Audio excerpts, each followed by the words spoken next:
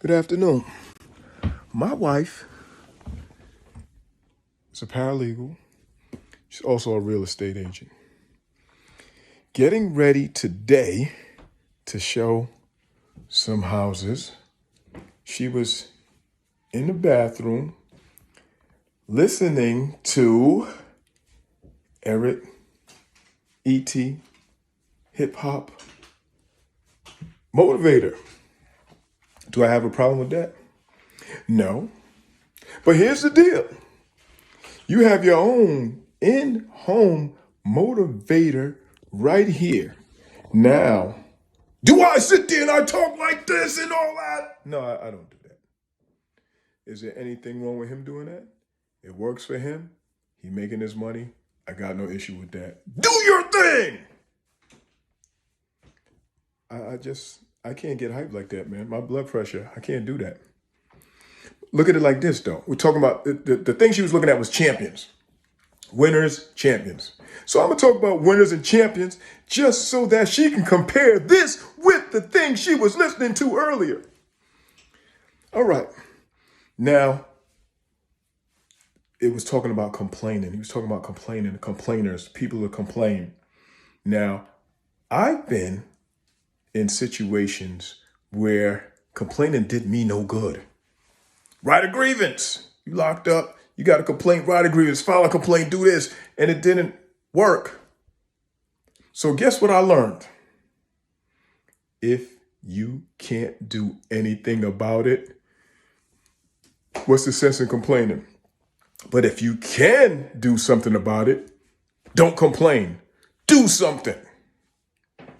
So therefore, I don't complain much.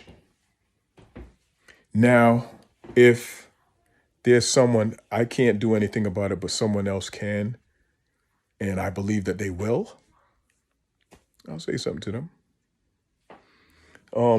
When I'm dealing with products and services and stuff like that, and things aren't to my liking, yeah, that's what your complaint is for. But sitting around complaining about your everyday life, no reason to complain. If you don't like the situation that you're in, do something to change it. What do you mean by that? Well, how about if you're not making enough money, then instead of sitting on your behind, get up and do something. Now, I can't do nothing. Then here's the thing. You can always do something. And guess what? If you're doing nothing, that's doing something. Being inactive. So you are always in a position where you're actively doing something. Doing nothing is still action. It's being actively doing something that you're not supposed to do, because you're not just sitting around doing nothing. What I mean by that is you're not just laying still, doing absolutely nothing besides breathing. You're doing the wrong things. That's all. You are never doing nothing. You just aren't doing the right things. Effort. Your success is in direct relation to the effort that you give. For instance, if I'm running a race and I know I'm the fastest person there, in order for me to win, guess what I have to do? I have to actually run my fastest. Just being the fastest doesn't make me win the race if I don't perform. Believe that. Let me say that again. Just being the fastest doesn't make me win the race if I do not perform. So I can be the smartest person in the room, but if I keep silent, no one will know. Motivate. This is what I told my wife today. I said, she was getting ready and she asked if she need a jacket. She pulled out a jacket, fancy looking jacket. She was like, oh no, I said, wear that. This is what you have to do. I told her this many times, and now I'm telling anybody who watches this video. They have a statement called Dress for Success. I'm sure everybody who hears me speaking this has heard it at least once before. When you are out there and you're in a profession where you have clients, it is imperative that you look like you don't need clients.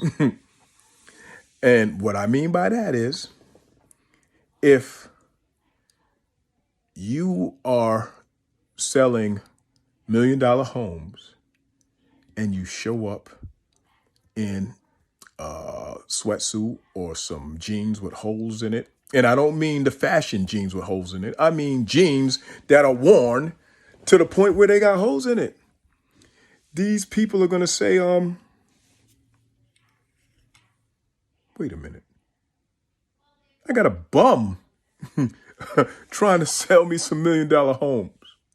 But if you arrive and you have some designer clothes on, and it doesn't have to be the most flashiest.